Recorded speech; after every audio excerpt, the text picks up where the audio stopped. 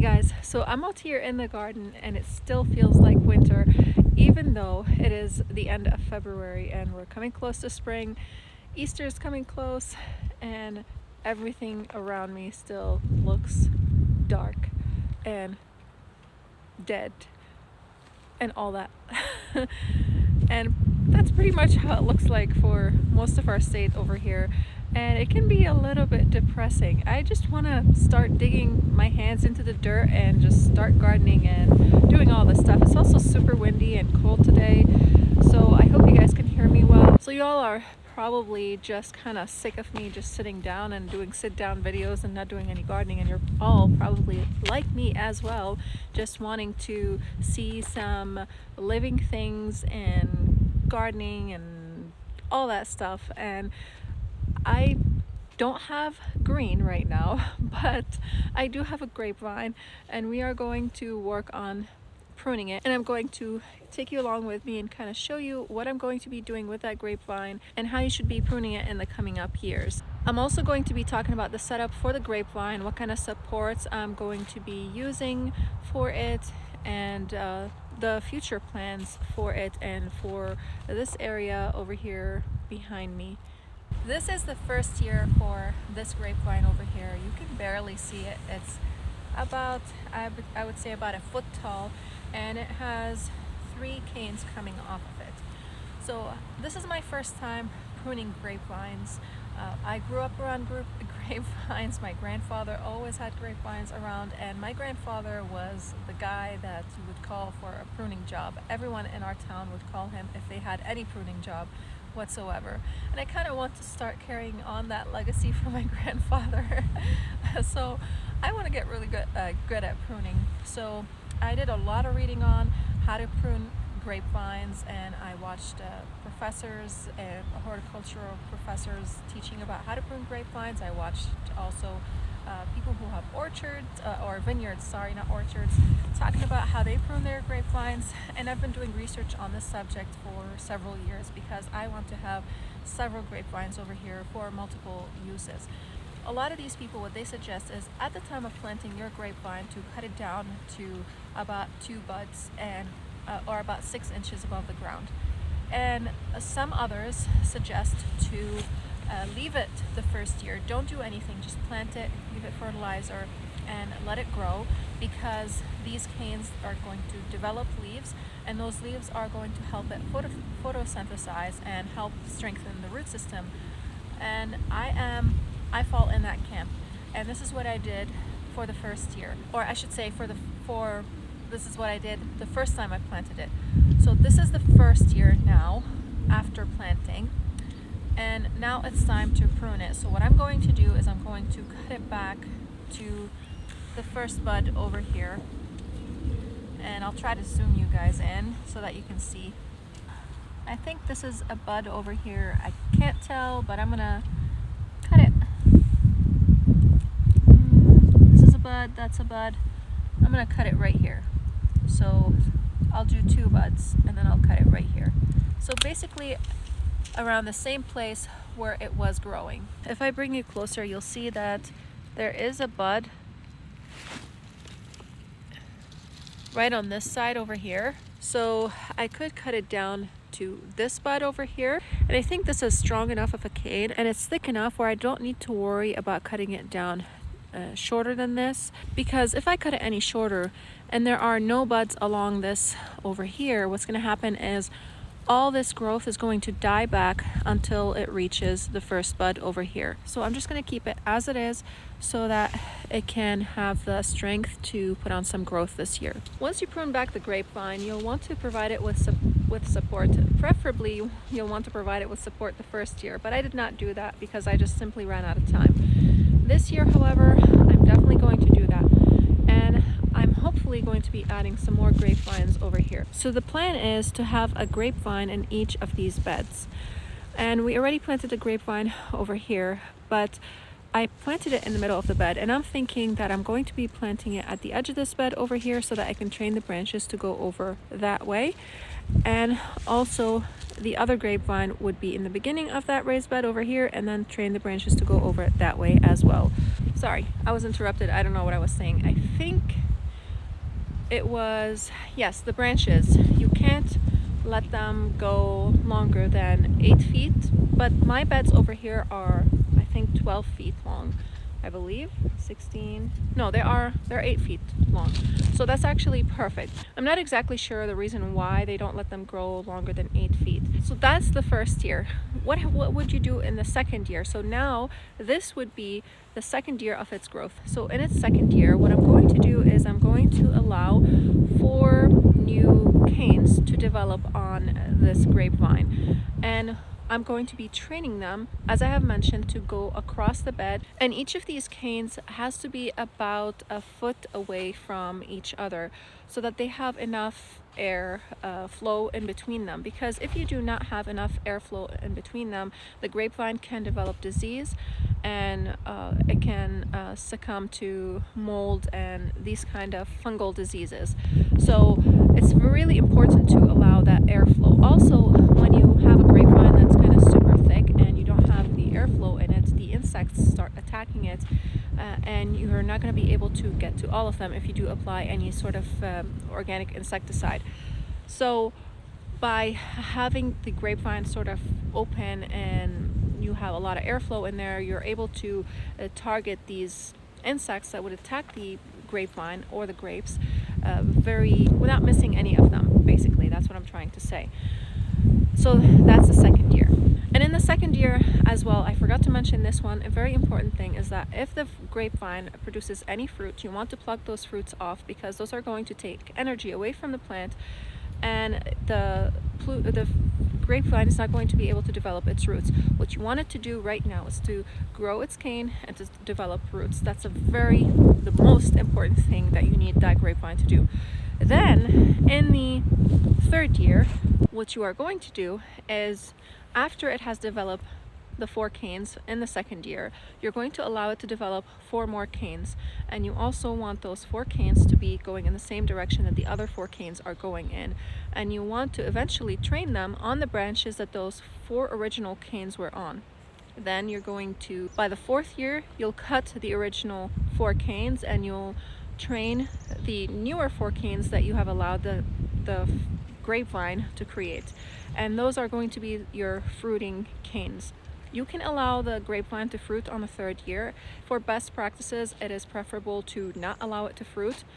I may allow it to fruit just because, this is a home garden. It's not a vineyard. I'm not trying to sell grapes over here. I'm just trying to grow them for us. So I am going to allow it to fruit a little bit. I may not allow it to fruit, to put on too much fruit. Like, I'm not going to allow it to put on like 10 grape clusters. Maybe I'll allow it to put on maybe 5 or 4, something like that, just so that we can have some grapes from our grapevine on the 3rd year. Another thing that you need to know is that if you are training your grapevine in the same way that I'm going to be training it, if you have 4 lateral branches that are either going in the same direction or in opposite directions, you're not going to want the grapevine to carry more than 40 to 50 grape clusters on it, and that is because the grapevine is not going to be able to support more than that, because it doesn't have a lot of growth on it. If it has maybe more foliar growth on it, then you probably would be able to allow it to carry more than this. But this method of growing grapevines, you really shouldn't allow it to grow more than that. The way how my grandfather grew his grapevine is he created sort of a canopy. And my husband really wanted me to create a canopy, but I really do not like canopies for grapevines. Maybe there one day will come and we might create a canopy somewhere for a grapevine, but I don't like that, because what happens is it creates a lot of shade beneath it, and then the juices from the grapes start dripping down on the area where you're sitting, like if you want to create a sitting area beneath it. And also the insects, I feel like they have more of a playground in that way, because the grapevine is not exposed to the sun as it would be if it was grown in this method over here. So speaking of this method, now I'm going to show you how I'm going to be creating support for this grapevine. So let's go ahead and go over there. So these T-posts right here are going to be my support method. I think these are 8-foot T-posts, and I have 3 of them. So the plan is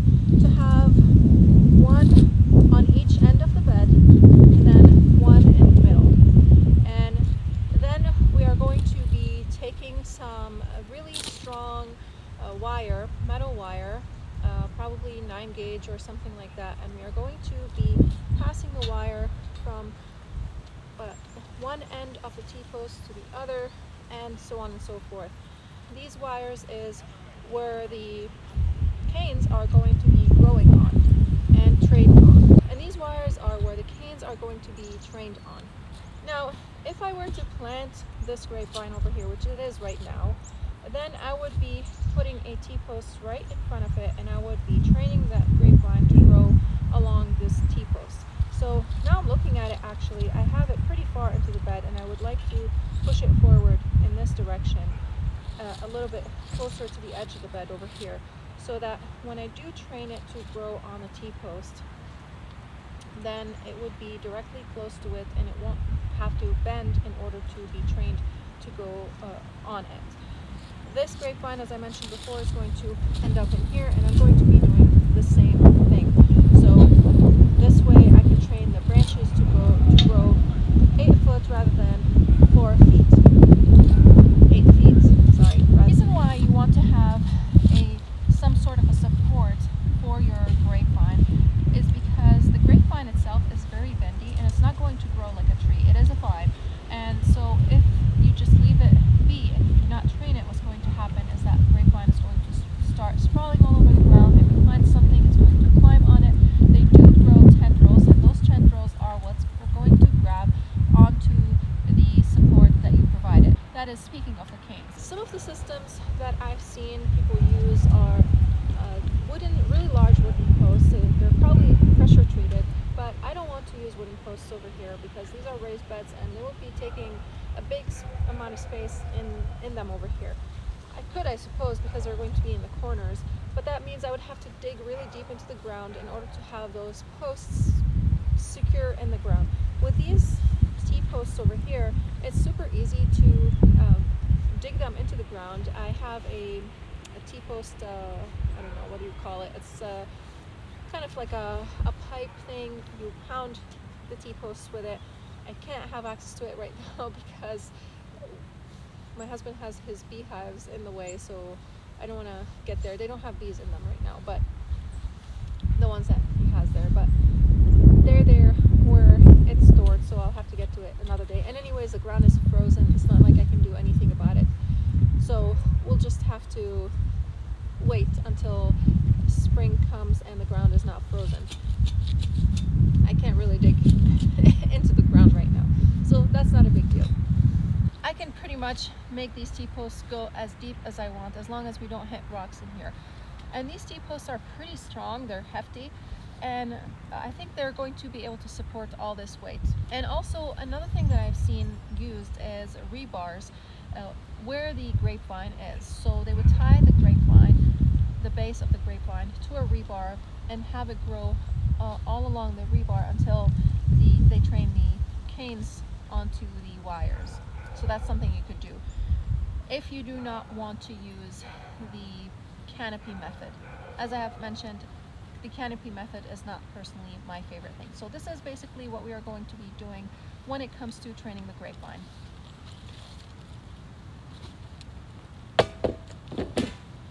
I forgot to mention to you what variety of grapevine I'm growing because I got super excited about all the other pruning methods and all that. I kind of like to geek out on all that stuff. I have the Niagara grapevine over here, and supposedly this is going to be a really good table grapevine. I think it's also good for jams, jellies, and wine. I'm not sure.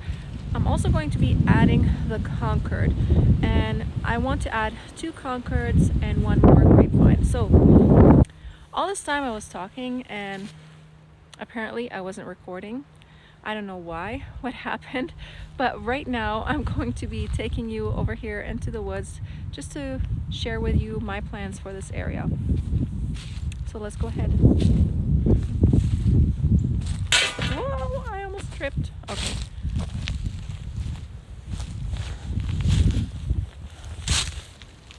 So right here behind me I have a really big old apple tree that wasn't fruiting at all. Then when my father visited us, he took down the branches by a lot and that tree kind of shot a whole bunch of branches everywhere, and so last year I pruned off a lot of them. This year I haven't touched it yet. I do need to prune it, and I don't think it's going to produce any fruits yet.